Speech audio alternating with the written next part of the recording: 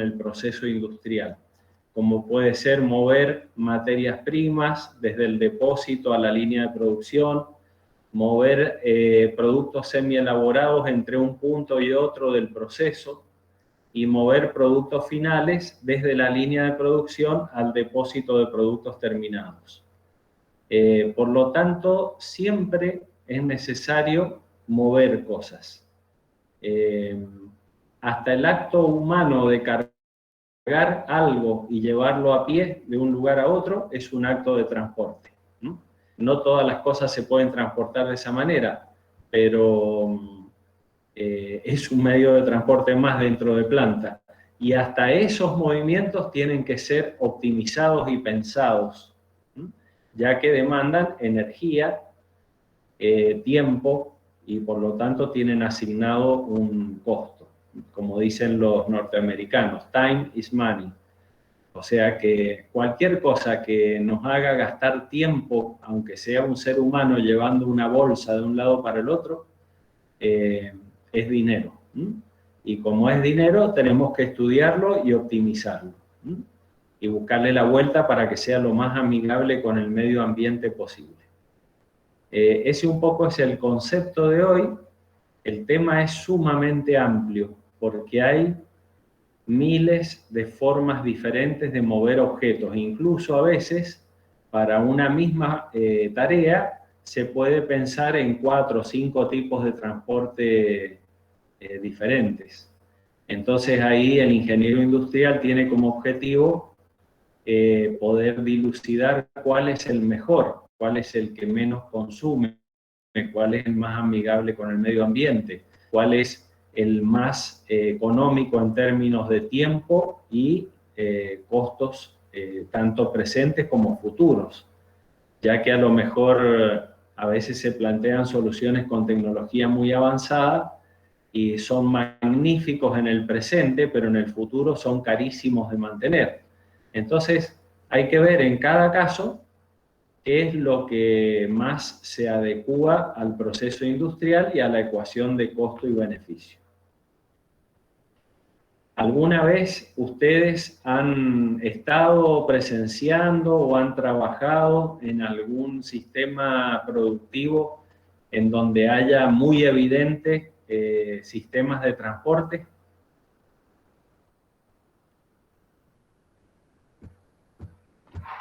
Y en mi caso, profe, el otro día conocí la planta de Holcim y tiene transporte de todo, incluyendo los semielaborados y productos terminados y demás. Y ahí se mueven no sé cuántos miles de toneladas, ¿no? Debe ser fantástico, porque hay que mover rocas, polvo, cosas que son tóxicas por el polvo que despiden. Es todo un Sí, sí. desafío, ¿no? Sí, eso que estaba diciendo de amigable con el medio ambiente se busca bastante porque la polución es un problema como bastante grande en la cementera al menos. Uh-huh. ¿Estás de acuerdo con esto que dije yo, que es casi imposible pensar ese proceso sin sin medios de transporte entre medio, ¿no? No, es que además se piensa, digamos, en términos de layout también, de que esté todo cerca para economizar el movimiento y a veces, por más de que esté pensado y todo, queda algún cabo suelto de que es un ida y vuelta de un semielaborado, por ejemplo, que capaz que cambiando un poco el layout de la planta te ahorras muchísimo movimiento y riesgos de que algún camión le pase tal cosa y un montón de cosas influyen. Aparte ahí, habrás podido visualizar, vamos a usar tu experiencia en Holcim para introducir algunos conceptos. Por ejemplo, ¿qué problemas te parece en la industria del cemento que pueden presentar los materiales? Uno de los problemas que acabas de comentar es la gran cantidad de polvo que se desprende. ¿Mm? ¿Qué otros problemas hay en la industria del cemento, además del polvo?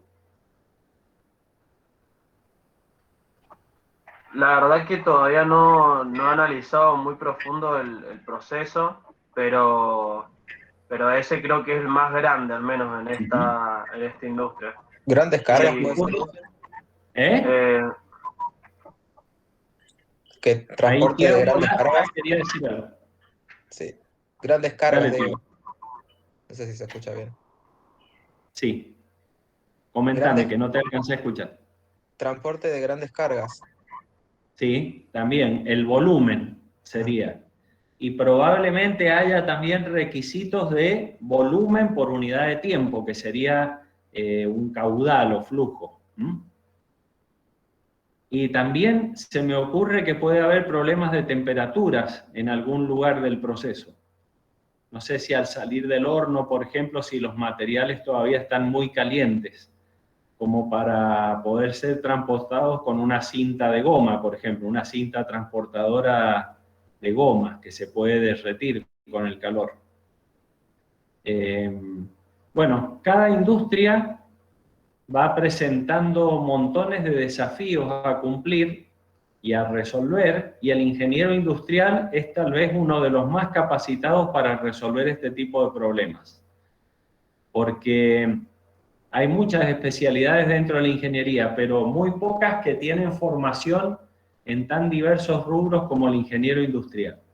Es decir, que acá tenemos problemas mecánicos que enfrentar, tenemos problemas de conocimiento de materiales, tenemos problemas de layout de planta, tenemos problemas de conocimiento del medio ambiente y las influencias cruzadas que hay entre los procesos y el medio ambiente.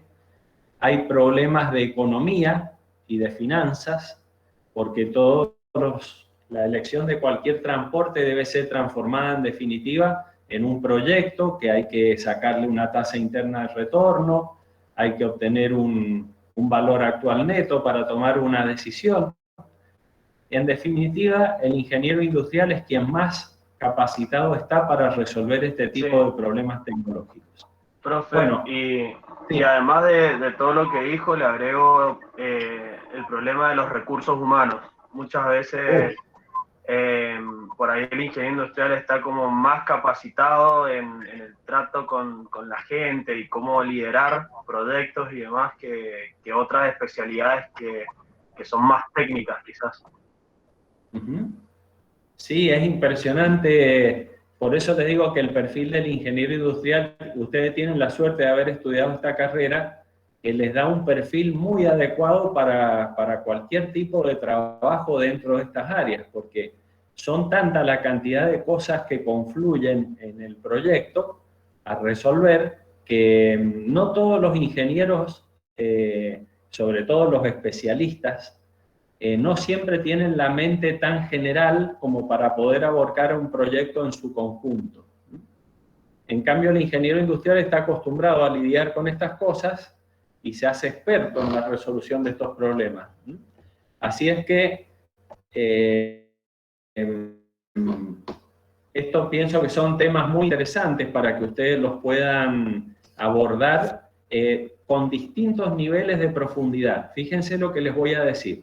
Cuando yo estudié ingeniería industrial, tecnología, yo la debo haber cursado en el año 88, 87, o sea, hace 33 o 34 años atrás. Y era una materia anual, era bastante importante, 6 horas por semana y anual.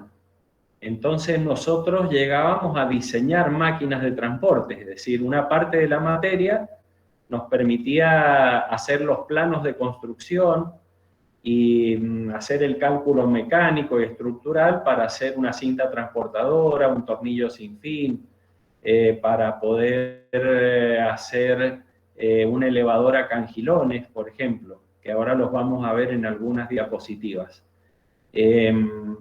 Y entonces a mí me permitió en mi vida laboral hacer diseños de máquinas concretamente. Yo para el uso en la industria vitivinícola he diseñado y construido cintas transportadoras, tornillos sin fin, he hecho cintas elevadoras de uva, he hecho elevadores a cangilones que elevan la uva desde un lagar hacia un punto superior donde hay una moledora, por ejemplo.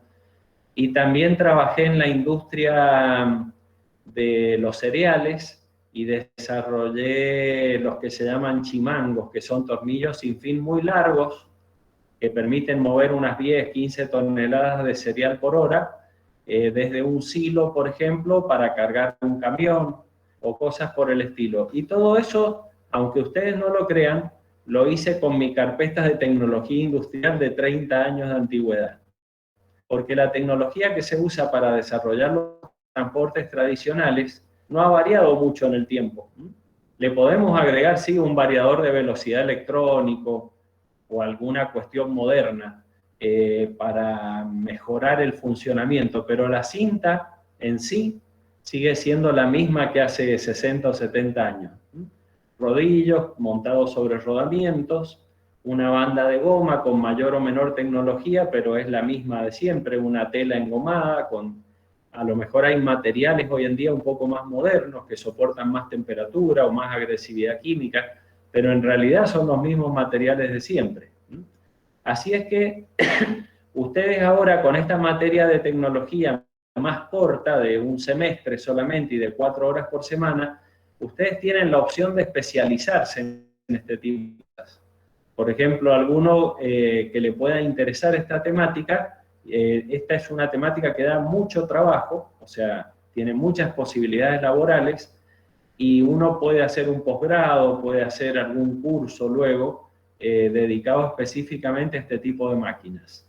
De todos modos, conociendo bien mecánica aplicada y conociendo algo de estática y resistencia de materiales, y estos temas básicos que vamos a abordar ahora en tecnología industrial y donde investigar más características de los materiales, cualquiera de ustedes podría desarrollar con algún pequeño software las herramientas necesarias para diseñar un sistema de transporte o asesorar a alguien que fabrica este tipo de máquinas. Así que bueno, les dejo la inquietud para aquel que quiera profundizar, después nos consulta en dónde conseguir bibliografía o cómo hacer para buscar más detalles, y con gusto se los vamos a proveer. Bueno, ahora tenemos acá el PowerPoint del tema 11. Les explico qué hemos preparado.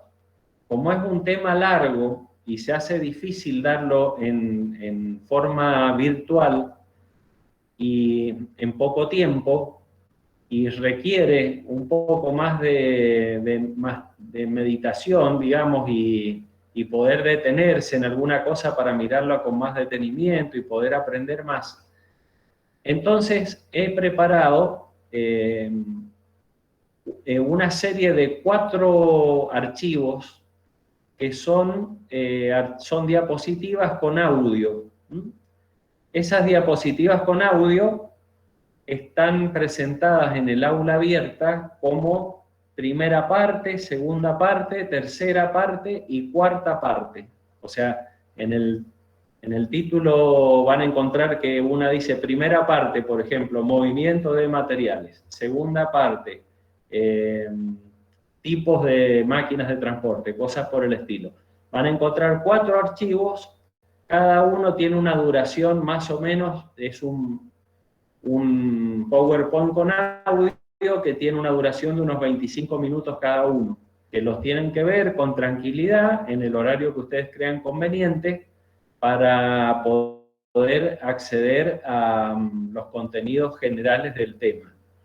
El resumen de esos contenidos están en este PowerPoint que tenemos ahora en la pantalla como presentación, que se llama Tecnología Industrial, tema 11, Transporte de Materiales. En el aula abierta figura como transporte de materiales. Ahora Lucas, que es el que está presentando, va a pasar unas diapositivas para que ustedes vean las generalidades del tema. Por ejemplo, en esta primera diapositiva se ven transportes en general de los que se llaman fuera de planta. Es sencillo darse cuenta que es un transporte fuera de planta. Es cuando nos movemos de una planta a otra, o de una mina a una planta minera, o de un puerto a un depósito dentro del puerto, o sea, de la descarga de un barco a un depósito fiscal. Todo ese tipo de movimientos son transportes fuera de planta.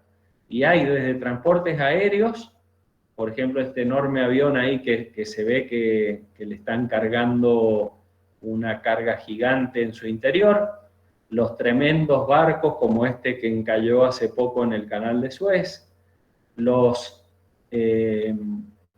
enormemente difundidos por todo el mundo camiones portacontenedores y los trenes, que en nuestro país están un poco venidos a menos, pero en otros países del mundo son impresionantemente importantes. También se ve ahí una serie de cañerías, que son los que conocemos como gasoductos, poliductos, oleoductos, que tienen por objetivo mover gases y líquidos a largas distancias. Esto así en términos generales. Después tenemos otra diapositiva que le sigue, en donde podemos ver los transportes de materiales dentro de plantas. Y dentro de la planta, bueno, hay miles de tipos de transporte posibles. A cinta, a elevadores a cangilones, Redler o en masa, Panzer o blindados, a tornillos sin fin, por gravedad, a canal vibrante, neumáticos, otros. Es decir, que vamos a encontrar una variedad muy enorme de transportes y por ahí, como les dije recién, para hacer un movimiento dentro del proceso se pueden elegir 3 o 4 variantes posibles. Adelante, Lucas. Después hay una enorme gama de equipos que se llaman auxiliares logísticos. ¿Por qué los llamamos auxiliares logísticos? Porque hacen la transición entre, por ejemplo, los transportes fuera de planta y los transportes dentro de planta. Es decir, un transporte dentro de planta nos deposita un producto terminado en el extremo y de ahí viene un autoelevador, por ejemplo, que es un vehículo móvil que tiene la posibilidad de cargar cargas paletizadas o que tienen un recipiente que las contiene a través de estas uñas que se elevan y tiene una planta motriz que permite desplazarse a cierta velocidad de un punto a otro. Lo mismo ocurre con los transpallet, como este que se ve abajo, que es básicamente también un dispositivo para mover pallet, pero en donde hay una persona que va caminando a la par del equipo y lo va manejando a través de un joystick o una especie de volante con comandos. Y también tenemos grúas cuando hay que mover cargas muy pesadas, por ejemplo, de 10 toneladas, 5 toneladas, 20 toneladas. Hay grúas propulsadas también que permiten mover una carga de un punto a otro de la planta. Muy utilizadas, por ejemplo, en la industria metalmecánica pesada, en donde a veces hay que manipular estructuras o cargas que son muy pesadas. Sigamos, Lucas. Bueno, después hay un protagonista muy importante en la industria logística que es el contenedor o container. En el PowerPoint con audio les cuento la historia del container porque ustedes ya nacieron con el container instalado en el mundo. Y hoy en día visualizamos que hay barcos que mueven 20.000 o 30.000 containers cada barco. Pero a alguien se le ocurrió la idea, ¿no? Y en algún momento de la historia, porque el container no existe eternamente desde siempre, sino que en el siglo XX a alguna mente iluminada se le ocurrió crear este container. Bueno, esa historia la van a ver en el video que les hemos preparado. Sigamos adelante, Lucas. Hay mucha variedad de containers, van a aprender a conocerlos, van a ver sus medidas, sus dimensiones, para qué sirve cada uno. Así que véanlo con atención porque esto les va a traer conocimientos importantes para un ingeniero, sobre todo cuando un ingeniero va a participar en algún proyecto de exportación o de importación. Porque hoy en día todo lo que se importa y todo lo que se exporta se mueve en contenedores. Es muy difícil O en casos muy especiales, bueno, hay barcos graneleros, por ejemplo, que llevan cereales o llevan petróleo líquido o cereales a granel en bodegas. Pero yo diría que el 90% de las cargas mundiales se mueven en contenedores.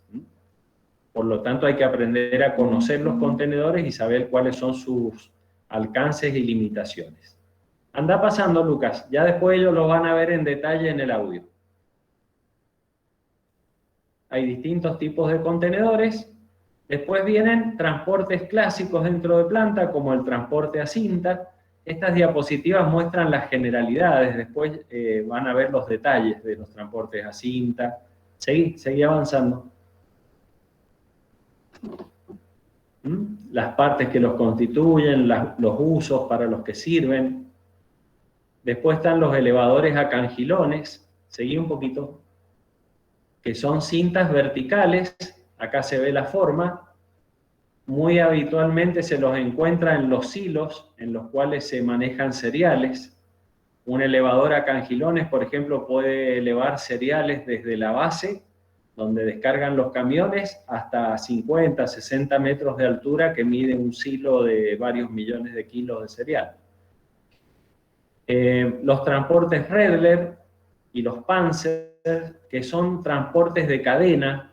Hay una cadena con unos elementos de arrastre dentro de una caja y el movimiento de esa cadena hace que el material se mueva en masa dentro del transporte. Seguí, Lucas. Ahí se ve, por ejemplo, hay una cadena central con barras. ¿La ven? Y se pueden combinar Redlers con elevadores a cangilones. Por ejemplo, pará, no pases esa. Espera. ¿Ven? Acá en el borde inferior derecho se ve una foto de una planta de silos.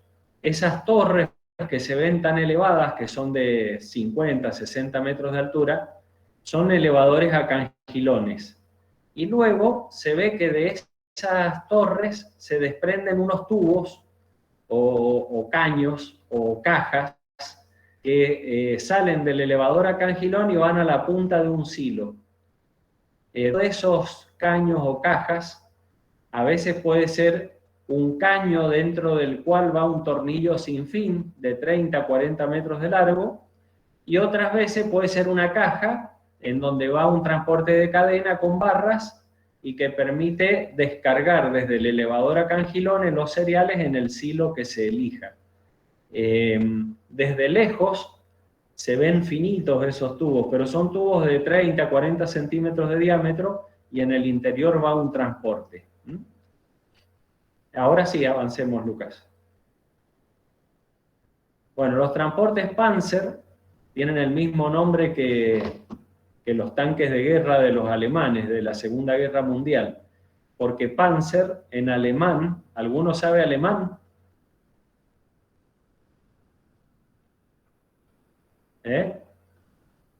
Nein.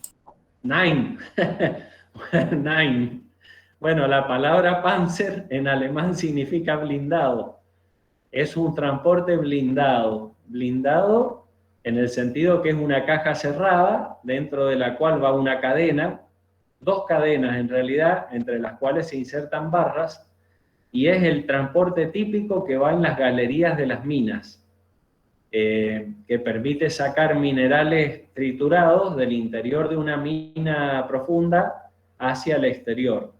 Tienen la particularidad de que pueden seguir trayectorias curvas, pueden subir y bajar, por supuesto dentro de ciertos límites, pero eso los hace, eso hace que se puedan adaptar a las galerías de las minas, que son sumamente complicadas, digamos, para otros tipos de transporte. También hay vagonetas con rieles, hay otros tipos de transporte en las minas, pero el Panzer tiene una gran capacidad de transporte y uno hasta puede caminar sobre él, porque es un transporte blindado y sobre la tapa de la caja uno puede caminar. Así que prácticamente se puede transformar en un sendero para caminar dentro de una mina. El nombre Panzer hace alusión a su nombre en alemán, que significa blindado. Sigamos, Lucas. Ahí se ve, por ejemplo, un Panzer, la caja abierta, baja un poquito, que son 2 cadenas con barras cruzadas, una cadena va en cada lateral, 2 motores importantes tiene este porque a veces son de 600 metros de largo el transporte, necesitan motores de 200, 300, 400 HP de potencia. Son transportes poderosos, ¿sí?, para mover minerales, que son productos muy complicados de mover. Sigamos. Bueno, también tenemos los transportes a tornillo, que se conocen también con el nombre vulgar de tornillo de Arquímedes. ¿Alguno sabe por qué se llama tornillo de Arquímedes?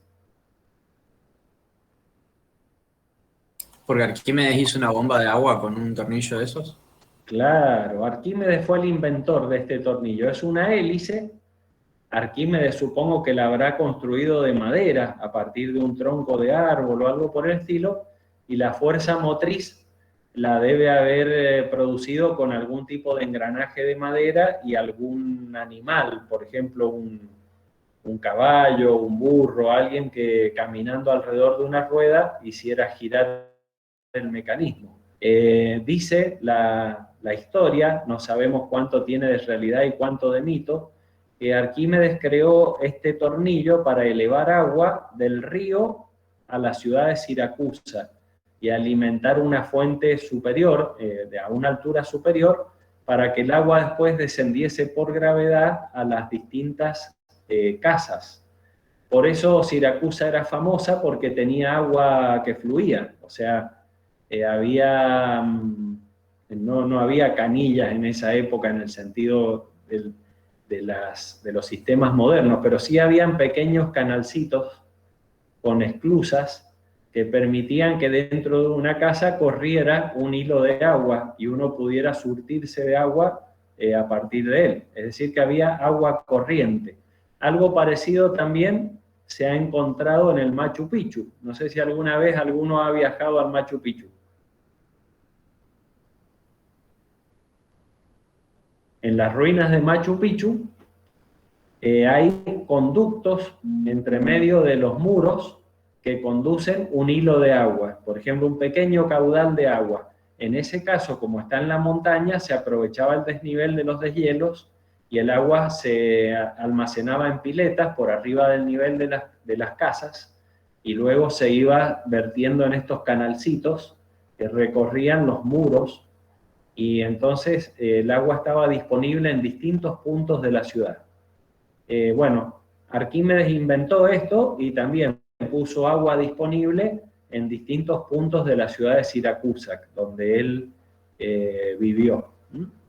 Y por eso se lo conoce como el tornillo de Arquímedes. Hoy en día se lo utiliza para transportar cereales, minerales, uva, escobajos de uva, residuos. Es un transporte muy versátil y permite transportar sustancias inclusive en ángulos bastante inclinados, es decir, que no solo funciona horizontal.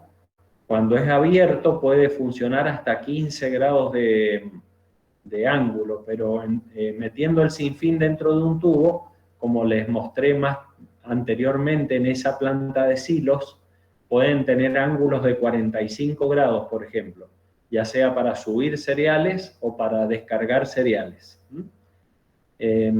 Así es que, bueno, son transportes muy versátiles y que se adaptan a muchísimas condiciones. Sigamos, Lucas.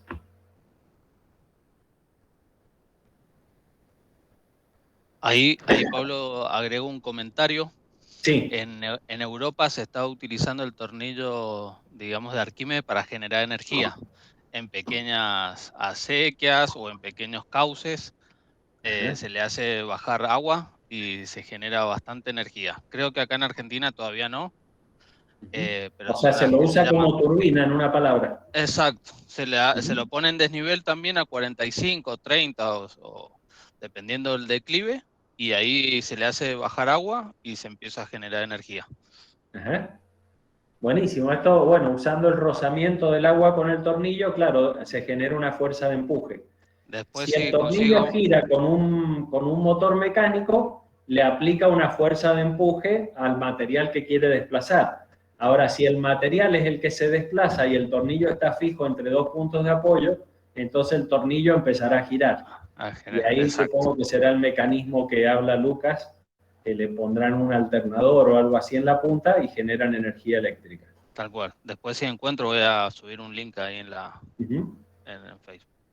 Bueno, acá se ve, por supuesto, en esta diapositiva, en forma muy rudimentaria, las partes básicas que componen un sinfín.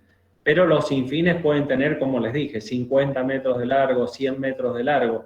No es necesariamente un transporte pequeño, aunque en las bodegas, por ejemplo, lo van a ver en 3 o 4 metros de largo generalmente. Pero en la industria del cereal se pueden encontrar con sinfines que tienen 50 metros de largo, por ejemplo. Bueno, continuemos.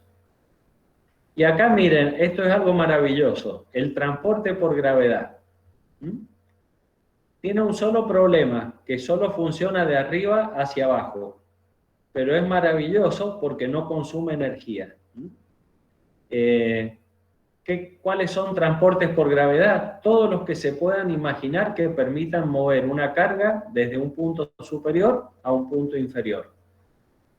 A veces tienen el desafío de frenar la carga para que no se acelere demasiado, pero normalmente es un transporte utilizado en cuanta localización se pueda. Es decir, siempre que se pueda, se deben de utilizar transportes por gravedad, de forma tal de no consumir energía. Pasá a la siguiente, que hay unos ejemplos. Ahí tenemos, por ejemplo, algunos transportes por gravedad típicos. Por ejemplo, un almacén gigantesco, automatizado, por cintas transportadoras, trae los paquetes hasta un punto. Y ahí los deja librados por el impulso que traían de la cinta, los deja librados a un movimiento de gravedad para que lleguen al punto de destino final. Entonces, hay combinaciones de rampas con rodillos y canaletas descendentes, y las cajas o los productos que vienen por la cinta se descargan por gravedad hasta el punto de final de llegada. Otras veces, por ejemplo, podemos enviar cargas desde un nivel superior, que puede ser varios pisos superior, hasta un nivel inferior a través, por ejemplo, de una canaleta en espiral, como la que figura ahí en el extremo superior izquierdo. Y también hay, como la que se ve al costado derecho, sistemas de canaletas de rodillos en los cuales se pueden deslizar cajas. Esto es muy habitual en las empresas de transporte que tienen que manejar paquetes en cantidades. Otro ejemplo puede ser en los aeropuertos, en donde se combinan cintas transportadoras con canales por gravedad para el manejo de los equipajes, ya sea cuando bajan de la bodega del avión a los transportes que lo van a llevar a la rosca de entrega, o cuando digamos, el empleado o la empleada de la empresa de la aerolínea les toma el equipaje, los envía por una cinta, pero una vez que se pierden de la vista pasan a un depósito en donde hay combinaciones de cintas y transportes por gravedad.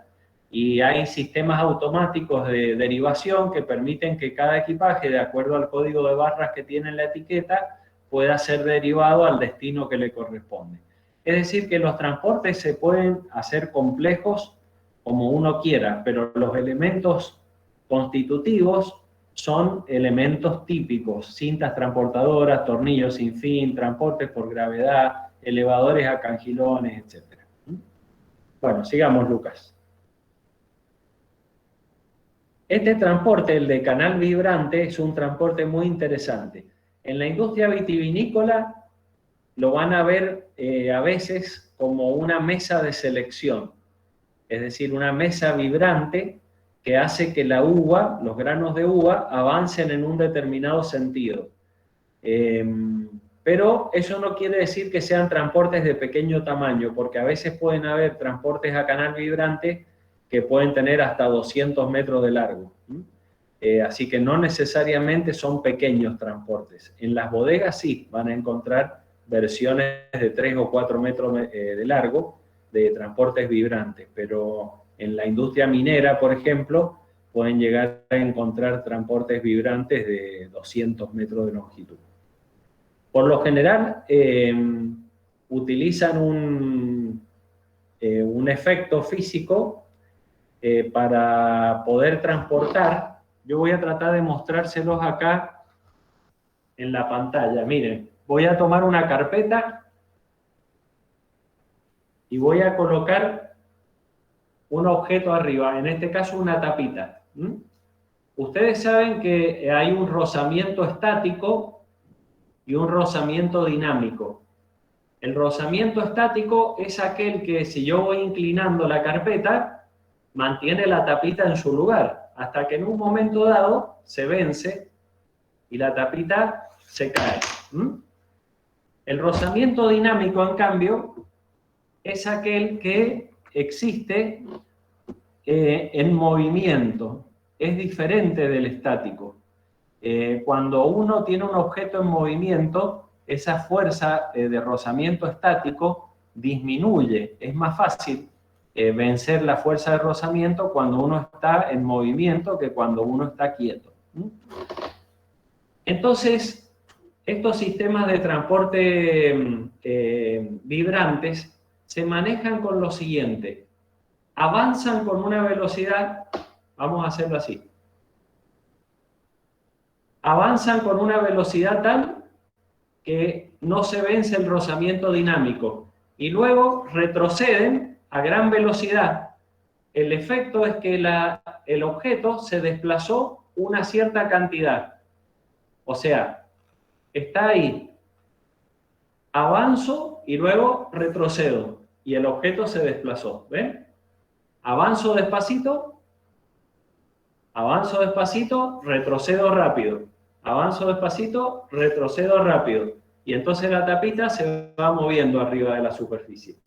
Si eso lo hacemos con micromovimientos, por ejemplo, saltitos de 1 milímetro, en donde la tabla vibra de tal forma que avanza 1 milímetro a una velocidad y retrocede más rápido, ese milímetro, la tapita se irá moviendo de a 1 milímetro. Si esas vibraciones son miles de vibraciones por minuto, la tapita habrá avanzado miles de milímetros por minuto. En definitiva, la velocidad de avance va a surgir de la combinación de las velocidades de avance y retroceso y de la cantidad de vibraciones por minuto que se realicen.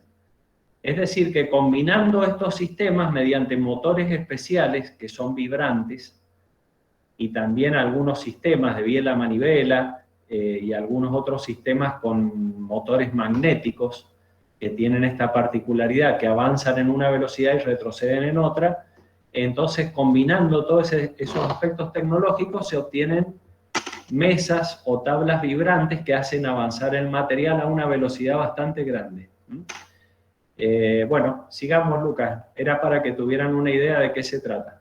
Por ejemplo, acá se ve un ejemplo de una tabla vibrante. Bueno, en las bodegas hay tablas como estas para clasificar uvas. ¿Qué les parece a ustedes que puede ocurrir si ustedes mandan productos de diversos tamaños o con distintas características por una tabla vibrante?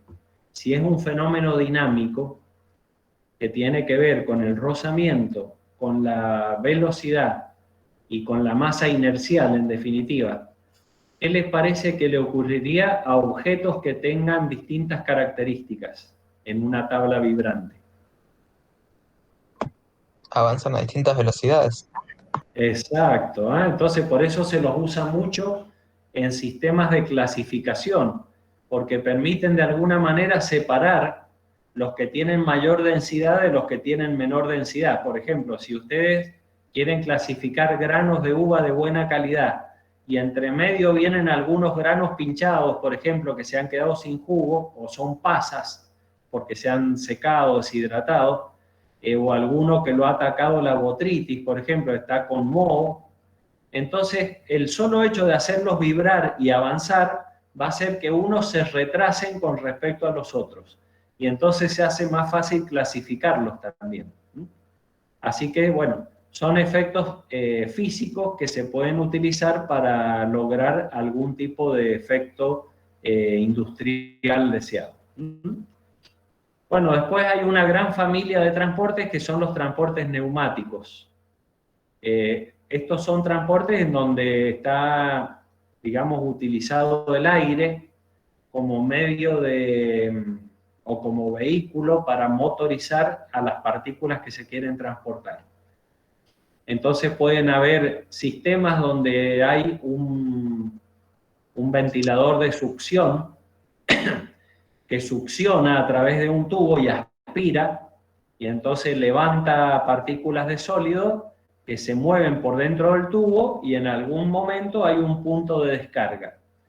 Y hay también otros sistemas que soplan, es decir, que soplan las partículas dentro del tubo y le dan energía impulsándolas en una corriente de aire como si fuera un viento dentro del tubo. Entonces hay por aspiración o de vacío y hay como les dije, sopladores, digamos, o de presión positiva. Por lo general se combinan estos transportes neumáticos, que son tuberías, algunas de muy largo recorrido, se combinan con ciclones que permiten hacer disminuir la velocidad a la salida para que los materiales se descarguen sobre algún tipo de depósito. Esto es muy utilizado, por ejemplo, en materiales pulverulentos, como puede ser el acerrín en la industria de la madera, las virutas. En la industria vitivinícola los van a encontrar para extraer los escobajos de la uva en la moledora, a la salida de la moledora. Todos los palitos de la uva son succionados por un transporte, generalmente de succión, y se descargan fuera de la bodega en una parva, digamos, que después a fin de año, a fin de la temporada vitivinícola, se le entrega a derivados vínicos para que la reprocesen y hagan combustibles, compost, etc. Es decir, que el transporte neumático lo van a encontrar en muchas plantas, sobre todo ligado al movimiento de partículas. Sigamos. Acá se ve un esquema típico donde hay, en este caso es un ventilador de presión positiva, hay un silo que va descargando a través de una válvula el material en la tubería y luego es impulsado por la corriente de aire y sube a otro silo o ciclón en donde se descarga el polvo. Entre un punto y otro pueden haber 100 metros tranquilamente. No son transportes pequeños, por lo general son tuberías que abarcan toda una planta. Bueno, acá hay un transporte de otra naturaleza, que es el puente grúa, que lo van a ver en configuraciones desde pequeños hasta gigantescos. Si alguna vez han ido de visita a INSA, por ejemplo, ahí se puede observar un puente grúa de 250 toneladas, o sea que es capaz de mover una carga de 250 toneladas a lo largo de la nave, y esto es útil para lo que hace INSA, que hay por ahí rodetes de turbinas o grandes piezas de estructura que pesan 40, 50, 60 toneladas, 100 toneladas, y el puente grúa gigante permite moverlo. Fíjense que la planta de INSA es altísima, la planta INSA 2. Tiene una altura como de 60 metros, Lucas. ¿Cuántos metros tiene de altura la planta? Sí, creo que está cerca entre 50 y 60 y útil tendrá unos 40. Útil O sea que para el puente manejar de bajo grúa carga. viaja en una viga que está a 40 metros de altura, más o menos. Exacto, exacto. Bueno, yo lo he visto operar ese puente grúa y IMSA tiene adentro preparados cosas increíbles, porque a veces tienen que mover una carga.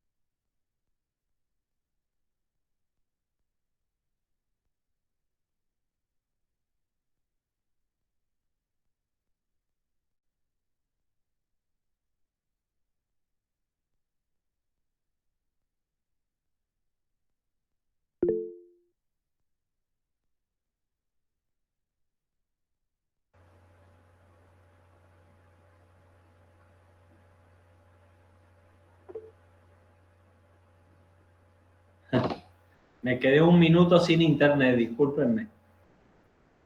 Bueno, no sé si Lucas les comentó algo del puente grúa en mi ausencia. No comenté nada, Pablo. Bueno, les decía a los chicos que el puente grúa se mueve con una carga, por ejemplo, el rodete de una turbina, que hay que llevarlo al torno gigante de 18 metros de diámetro vertical. Entonces, en el camino, tienen que abrirse unos portones gigantescos dentro de la planta y de ahí ingresa al sector donde está el torno, que es un área climatizada, porque las piezas de tanto volumen, cuando hay que mecanizarlas, si se dilatan o se contraen, se dilatan varios milímetros. Entonces sería imposible dar precisión a un mecanizado si hay variaciones de temperatura. Por lo tanto, la pieza tiene que ser transportada, el portón tiene que trabajar de común acuerdo con el puente grúa ingresa a la sala climatizada, descarga la pieza gigante sobre el torno, la posiciona, y luego se cierra nuevamente la sala climatizada y hay que esperar no sé cuántas horas para que la pieza tome la temperatura adecuada para que pueda ser mecanizada. Porque, si, como les digo, tienen un coeficiente de dilatación que es muy pequeño, pero cuando alguien tiene una pieza de 10 metros de diámetro, por más pequeño que sea el coeficiente de dilatación, la pieza se altera en milímetros, el diámetro. ¿Se habían puesto a pensar una cosa así? ¿Alguna vez se han imaginado una situación así? En que tengan que mecanizar una pieza gigante. Los mecatrónicos tenemos producmática y vemos un poco de eso. Ajá. Bueno, se dan cuenta el desafío que es esto, ¿no? Aparte de una pieza que pesa 50 toneladas, que tome la temperatura de 20 grados, por ejemplo, capaz que puede tardar 2 días en tomar la temperatura. No sé, no conozco los detalles de este tipo de proceso, pero me imagino como ingeniero que debe ser algo así, ¿no? Y aparte la responsabilidad que representa mover semejante carga adentro de una nave donde hay otros procesos en marcha. O sea que la carga va viajando, volando por arriba de otras cosas valiosas. Si se llegara a caer o algo por el estilo, podría provocar pérdidas gigantescas. Y personas, Así es me imagino que, también. sí. O sea, me imagino que hay personas adentro de la sala también. Sí, se deben correr, calculo yo, por las dudas. Pero igual, aunque se cayera y no hubiera nadie, lo mismo destrozaría otras cosas que son muy valiosas. Así que es todo un proceso que lleva un control de calidad. Es un proceso de transporte, pero tiene un control de calidad y un protocolo que seguir de seguridad muy importante. No se pueden mover piezas gigantes a tontas y a locas, sino que tiene toda una preparación, se avisan los horarios en que se va a mover la pieza, hay sirenas, hay luces de peligro, hay indicaciones, es decir, que hay todo un montón de cosas que se ponen en juego cada vez que se va a movilizar algo de ese tamaño. Hay un compañero hablaba de recipientes sometidos a presión interna, también cuando se construyen hornos, por ejemplo, para la destilería Luján de Cuyo, un horno que se construyó en IMSA pesaba creo que 700 toneladas, no sé cuánto. O sea que realmente el desafío de producir ese tipo de bienes y de moverlos en planta es un desafío muy grande.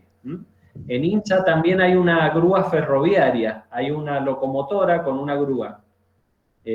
Porque el ferrocarril tiene capacidad para mover cargas gigantes. Entonces también hay una vía ferroviaria y hay una grúa ferroviaria que permite movilizar cargas, no sé, de 20, 30 toneladas de un punto a otro. Es decir, que se van combinando sistemas de forma tal de poder mover un cuerpo del tamaño que sea del punto A al punto B en el menor tiempo posible y con la mayor seguridad posible. Bueno, continuemos, Lucas. Ahora, acá estamos viendo una diapositiva que es un resumen de las principales características que hay que conocer de un material para poder determinar qué sistema de transporte utilizar. Y ahí vemos, por ejemplo, el peso específico aparente, el tamaño y la granulometría, la abrasividad, el ángulo de talud natural, en reposo y dinámico. ¿Saben lo que es el ángulo de talud?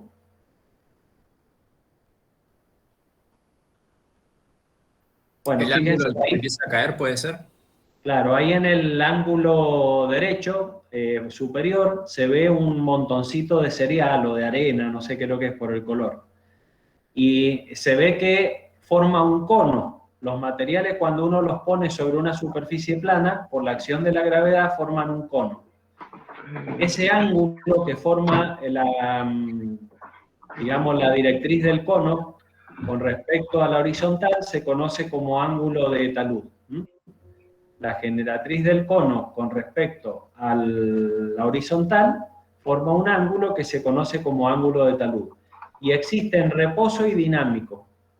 Es decir, cuando un material está en reposo adopta un ángulo, pero si el vehículo o la superficie en la cual se ha colocado el material se empieza a mover con una cierta velocidad, el ángulo generalmente disminuye y el cono se achata. Es decir, que el ángulo de talud dinámico difiere del ángulo de talud estático. Eso hay que tenerlo en cuenta porque a lo mejor ustedes pueden cargar un camión, por ejemplo, con un material que mientras el camión está en reposo, el material se mantiene bien arriba del camión, pero en el momento que el camión avance a cierta velocidad, el material se empieza a desmoronar y se cae del camión. Entonces, ese es el objetivo por el cual se colocan barandas a los camiones. ¿Por qué tienen barandas los camiones? Porque si no, si el ángulo de talud en reposo se cumpliera siempre, uno podría llevar el material sin barandas. Pero no ocurre eso. En la realidad hay que colocar barandas porque el talud dinámico disminuye y los materiales se escurren, se caen. También suele ocurrir que no es el mismo ángulo de talud con material seco que con material húmedo, por ejemplo, porque ustedes saben que el agua lubrica las partículas. Y ocurre, por ejemplo, cuando hay en una montaña un deslave o un derrumbe, muchas veces ocurre porque por las lluvias se hidratan los materiales y entonces cambia el ángulo de talud y lo que estaba en reposo, estaba quieto, de repente pierde sustentación y se derrama. Y eso provoca una luz, por ejemplo, de nieve o provoca un deslave o desmoronamiento de minerales o tierra cuesta abajo. Esto simplemente porque se alteran las condiciones del ángulo de talud.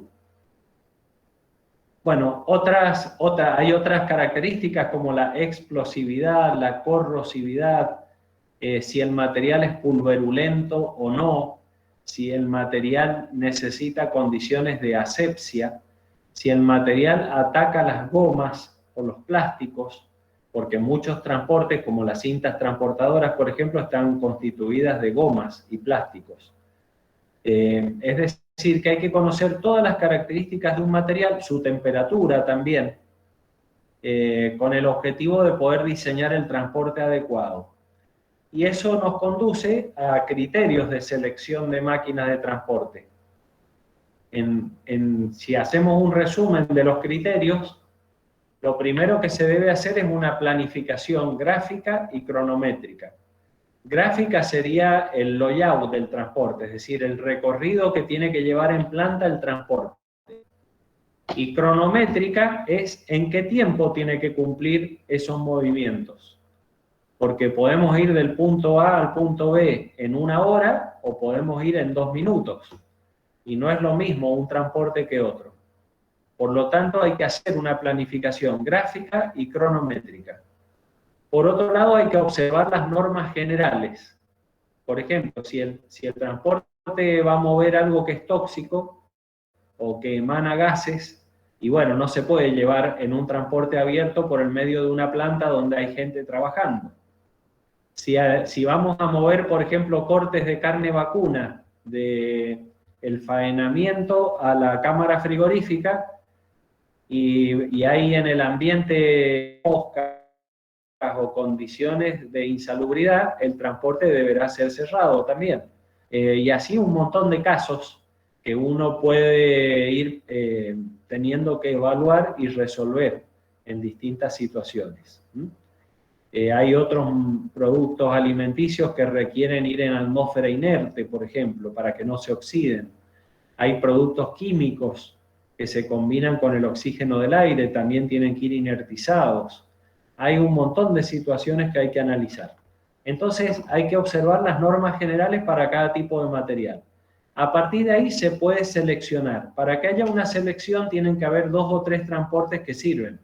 Entonces uno, en base a los conocimientos generales que tiene, dice esto se podría mover con una cinta transportadora, con un redler o con un tornillo sin fil. Bueno, voy a analizar los 3 para ver cuál de los 3 elijo.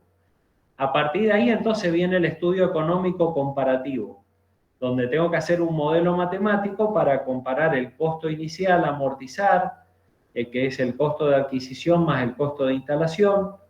Luego hay que evaluar el costo de reparación y mantenimiento, el costo de energía que consume el transporte, el costo de mano de obra que requiere para su atención y también los intereses del capital necesario para la compra del transporte.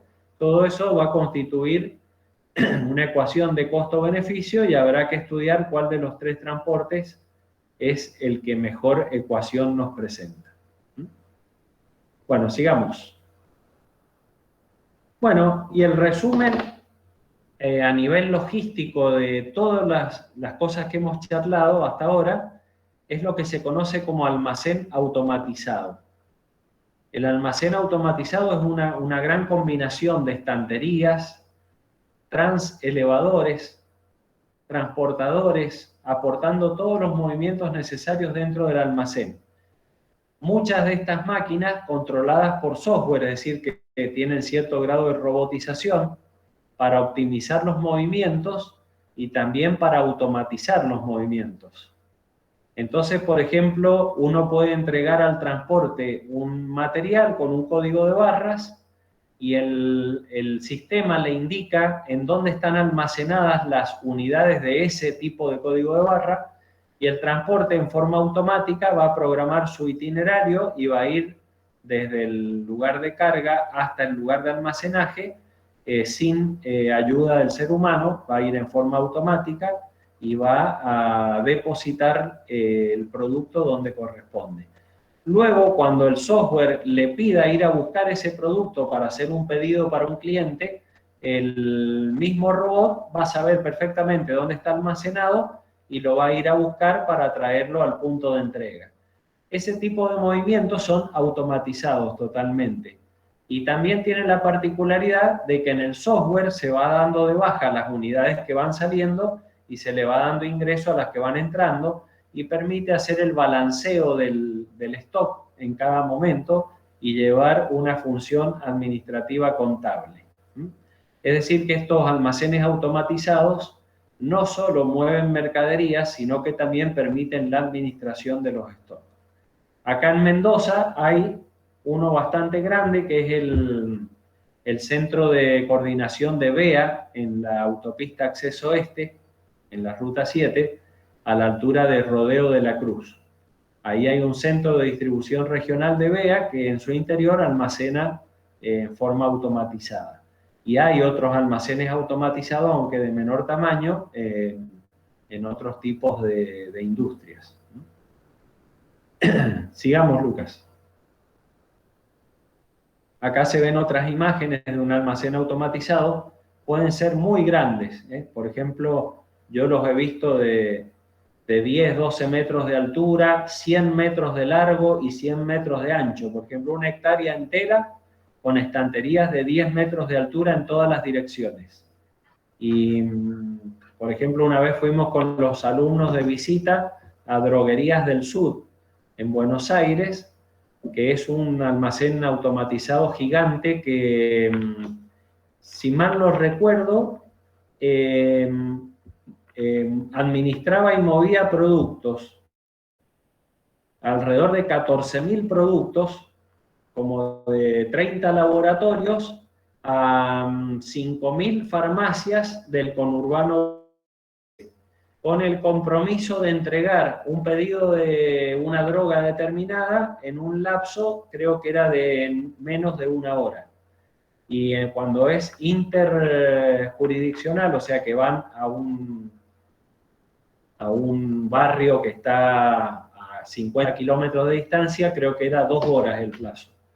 Pero eso, desde que entra el pedido en el sistema hasta que llega a la farmacia, tardaba entre 1 hora y 2 horas. Y prácticamente con muy pocos empleados el almacén hacía todas las entregas en forma automatizada.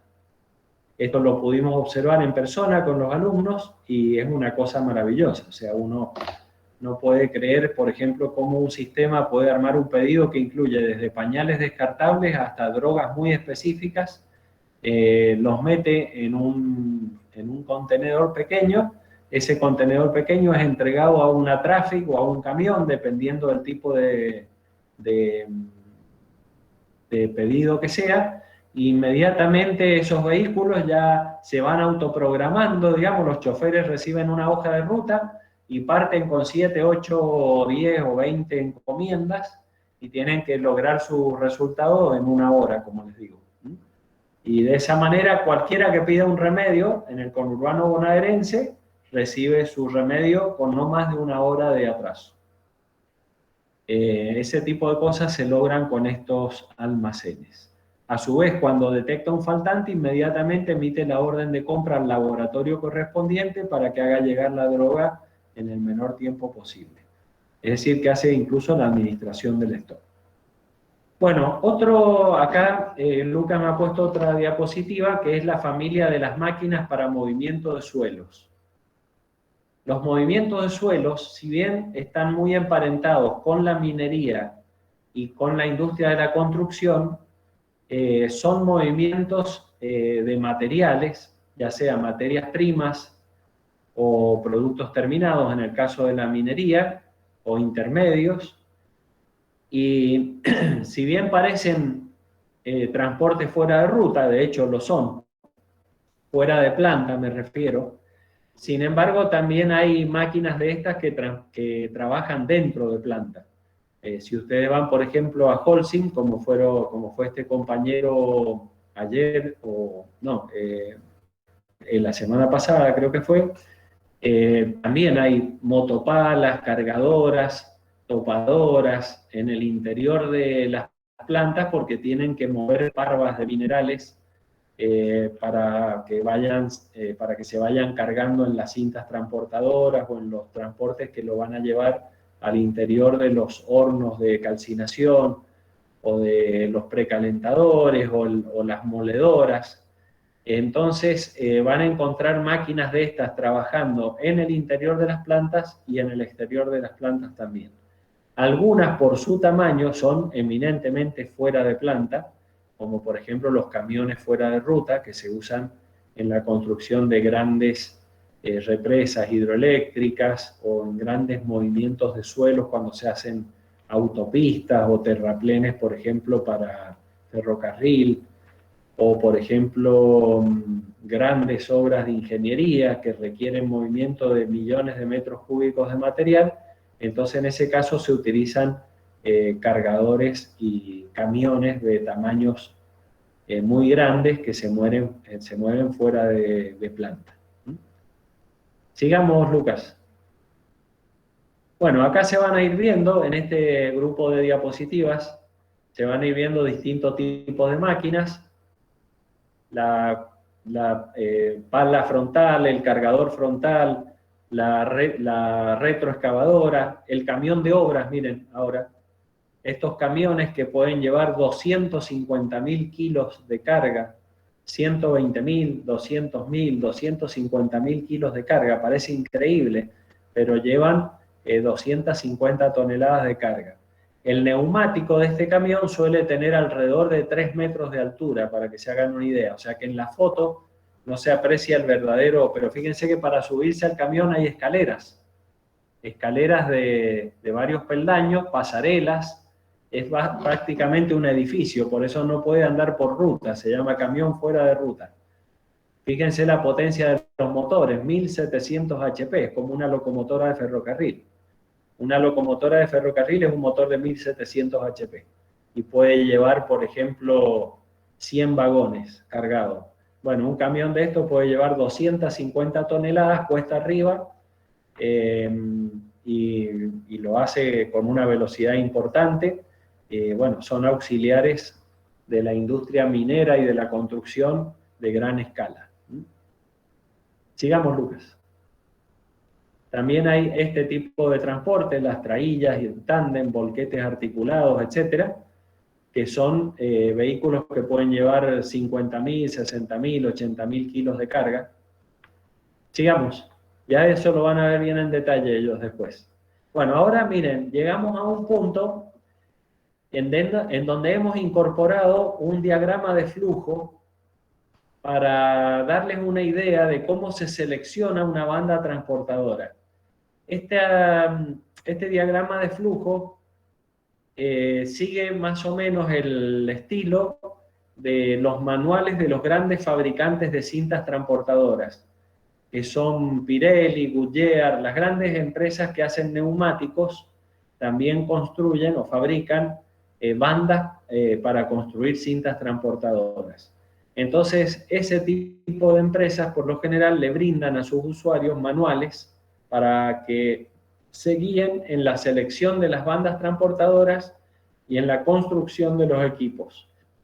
Entonces, nosotros hemos extractado las instrucciones básicas del manual Pirelli, que tiene por objetivo que ustedes puedan tener una idea de cómo se selecciona una banda transportadora.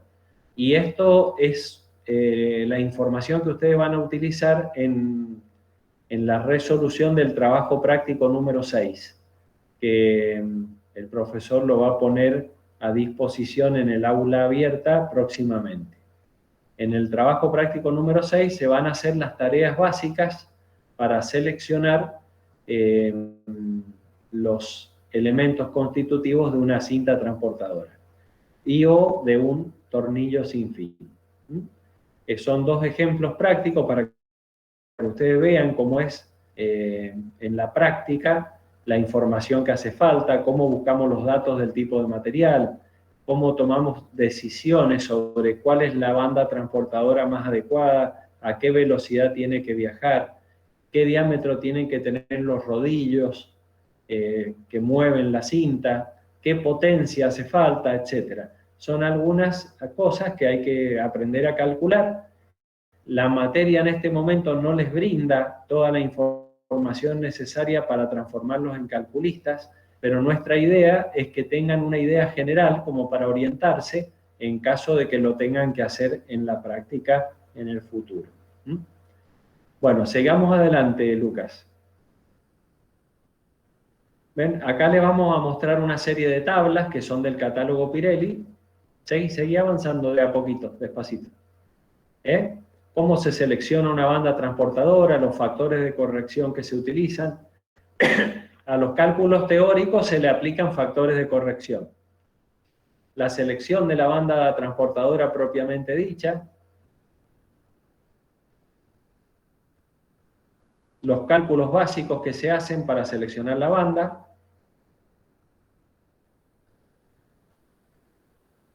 Otras tablas para seleccionar el ancho y la velocidad de la banda. Y el cálculo de la tensión máxima, porque a las bandas hay que estirarlas para que funcionen.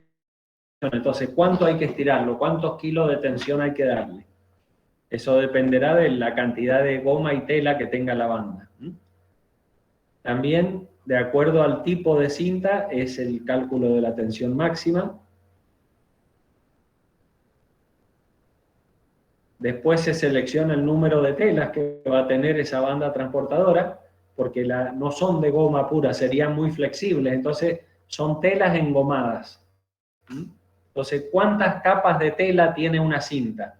Eso dependerá de qué velocidad, cuántas toneladas tiene que mover, qué ancho tiene, qué largo tiene, etc.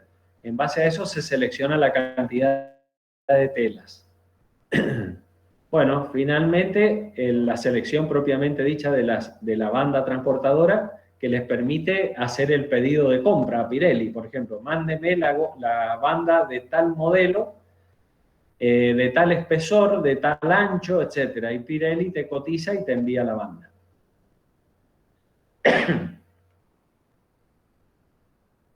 También se puede seleccionar el tipo y espesor de la cobertura de goma, la cantidad de componentes que hacen falta para armar la cinta, es decir, cuántos rodillos, si son abarquillados, si son rectos. Todo eso está explicado en los Power con audio que les comenté más temprano. Y después viene el dimensionamiento de un tornillo sin fin, también un ejemplo de cómo se calcula el diámetro de la espira, el paso entre espiras, la potencia de accionamiento del tornillo sin fin para poder dimensionarlo.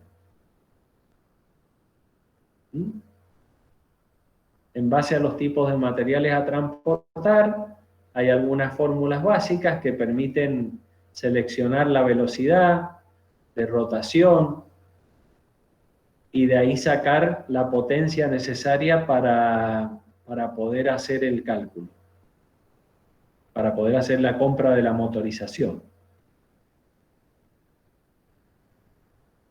Bueno, esto que hemos visto hasta ahora es el PowerPoint que expresa el resumen del contenido de este tema. Entonces ahora lo que ustedes tienen que hacer es entrar en el aula abierta, organícense sus tiempos en los próximos días o hoy, cuando ustedes gusten, y tienen que mirar el archivo que se llama primera parte, segunda parte, tercera parte y cuarta parte, en orden. Luego también tienen para ver un artículo que les cargué que se llama Pasado, Presente y Futuro del Transporte Marítimo. Este es un artículo interesante que hace una reflexión sobre estas problemáticas que tienen los grandes buques portacontenedores. Hoy en día ya también se está practicando con buques que se manejan robotizadamente, o sea, sin personas a bordo, por el tema de los piratas. En Noruega, por ejemplo, ya hay algunos barcos que hacen trayectos de un puerto a otro en forma autónoma, sin personal a bordo. Se manejan con una inteligencia artificial y con GPS, y el barco viaja con un costo reducido y sin peligro. También hay un archivo sobre máquinas para movimiento de suelos que agrega alguna información adicional a la que he puesto en los audios. Y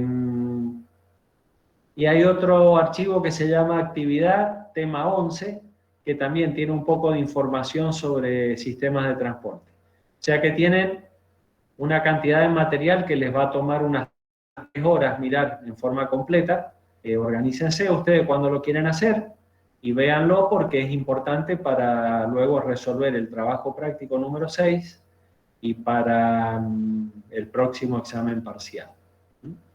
Así que organícenlo a gusto de ustedes, pero no dejen de ver este material, porque de ahí van a salir contenidos sobre los cuales van a tener que responder. Bueno, entonces ahora quedan liberados, se pueden tomar 10 minutos de recreo y creo que está disponible la actividad de tutoría con el ingeniero Álvarez y el ingeniero Viñals. ¿Alguna pregunta sobre las explicaciones de hoy?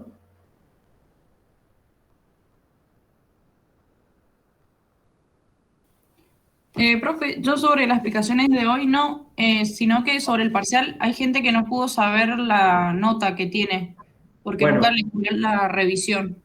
Bueno, entonces eso aprovechen y se lo preguntan a Mauricio, que él es el experto. Él sabe mucho de cómo acceder a eso. Bueno, muchas Mauricio, gracias. Sí, si no, también la vamos a publicar, si no. Vamos a Claro, publicar las notas de todos. si no hacemos eso, Luca, preparemos una planilla y la publicamos para que todos puedan acceder. En principio creo que aprobaron todos. Sí, exacto. Los resultados del parcial fueron óptimos, o sea, en ese sentido. No me estoy equivocando, ¿no es cierto, Lucas? Puede haber habido No. algún ausente, tal vez. Sí, pero están todos aprobados y vamos a publicar las notas para que todos los tengan. Bueno, ahí está, para que se queden tranquilos. Gracias. Bueno, entonces ahora quedan en manos del JTP, Lucas, y del adjunto Mauricio para las actividades de tutoría que desarrollan habitualmente. No sé, Mauricio, si querés agregar algo más. Acá, Pablo, simplemente le quería avisar a los chicos que en cada una de las unidades, comenzando por la unidad 7, disponían de un cierto cuestionario, un pequeño cuestionario que lo tienen que hacer de manera grupal en cada una de las actividades. Ese cuestionario se iba a habilitar a partir del 29 de mayo, que fue un error que se produjo, bueno, cuando se nos clonaron las aulas virtuales y se produjo la corrección en el aula virtual nueva y en este quedó. Entonces quiero decirles que ya tienen habilitado para realizar esos pequeños cuestionarios que, si bien lo ideal es que lo hagan antes de realizar la lectura del material, les puede servir como repaso. Profe, una consulta Bueno, respecto a los cuestionarios. ¿La idea del cuestionario es que sea una evaluación o una autoevaluación? Digamos, para nosotros ver más o menos en qué la idea es enfocarnos. que sea una orientación. Perfecto. Aparte tiene muchas preguntas de opiniones personales, no es algo evaluable, sino bueno, listo. Es una orientación hacia donde nosotros queremos que ustedes vayan. Perfecto, gracias. ¿Bien? O sea, la idea es que si ustedes van siguiendo este plan de actividades que hemos propuesto, vamos a llegar al final del cursado con un conocimiento importante, porque no se olviden que esta es una materia promocional y no tenemos que dejar para después la adquisición del conocimiento, sino que tenemos que garantizar que en el mes de junio vamos a estar terminando con los contenidos aprendidos entre todos. Así es que la idea es ir guiándolos con cuestionarios, con actividades, con los videos, con el material, para que ustedes lleguen a buen puerto en junio, que falta un mes. No es que estemos muy lejos y tenemos que lograr los objetivos antes de esa fecha. Por eso los invito sinceramente a que vean el material, porque es importante, porque si no, no logran el objetivo a junio. No tenemos todo el tiempo del mundo para esto, por eso hay que hacerse una disciplina y ir viéndolo sistemáticamente.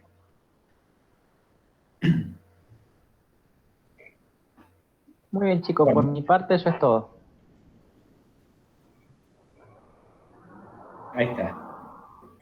Muy bien. Entonces, los que tengan tutoría... Perfecto, van a cada una de sus aulas. Nos vemos enseguida. Perfecto, gracias. Adiós. Adiós. Chau. Gracias, profe. Hasta luego. A Mawad le necesito Nos hacer vemos. una consulta. Sí. Decime. ¿Podemos arreglar una consulta para esta semana para proyecto final? ¿Podría ser? Para Sí, charlar sí. un poco el tema que... ¿Ustedes hizo una especialización en cooperativas o no? ¿Puede ser algo así? No, yo he trabajado en cooperativas. Ah. Mi primer trabajo como ingeniero industrial fue en una cooperativa vitivinícola. Ahora, Perfecto. circunstancialmente, justo estoy asesorando a otra cooperativa porque estamos llevando adelante un proyecto de inversión. Y también estamos formando con otras personas otra cooperativa. O sea que tengo bastante experiencia. Sí, algo tenía entendido. Por eso queríamos aprovechar que nuestro proyecto iba un poco por ahí para charlar con usted, un poco del tema. Claro, y a ver por dónde... Ustedes ahora están en comercialización. Claro, ahora estamos haciéndolo para comercialización, ya lo tenemos arrancado, ya un poco lo hemos... Miren, no sé cómo están ustedes el viernes de tiempo, pero yo tengo tiempo libre el viernes en la tarde. El viernes en la tarde, perfecto. Bueno, ya lo charlo con mis compañeros. Si no, la pero semana que seguro viene que sí. puede ser el jueves o el viernes o el miércoles. Porque, ¿qué pasa? Yo este miércoles tengo mesa de examen de industria y servicios, voy a estar ocupado toda la tarde. Claro. Y el martes tengo mesa de examen de administración de operaciones, que soy profesor invitado. Así que tengo todas las tardes con mesa de examen. La única tarde que tengo libre esta semana es el viernes. Pero la semana próxima ya es semana normal, no tengo problema. Bueno, perfecto. Entonces ahora lo charlo con mis compañeros de grupo y le mando un mail o Dale. coordinamos el horario. El Dale, viernes en la mandame tarde un se mail refiere más o y menos en qué inmediatamente franja. coordinamos. ¿Cómo ¿En no? qué franja Dale. horaria más o menos sería el viernes? Y lo mejor, como yo trabajo en mi empresa hasta las 6 de la tarde, lo mejor sería después de las 6. Puede ser Perfecto. Bueno, a las 18:30, por ejemplo, estaría bien. bueno, listo. Cualquier cosa le mando un mail y coordinamos. Dale, yo tengo un PowerPoint porque cada vez que vas a conformar una cooperativa, la Dirección Provincial de Cooperativa te hace hacer una clase obligatoria. Ujú. Tenés que ir a un curso.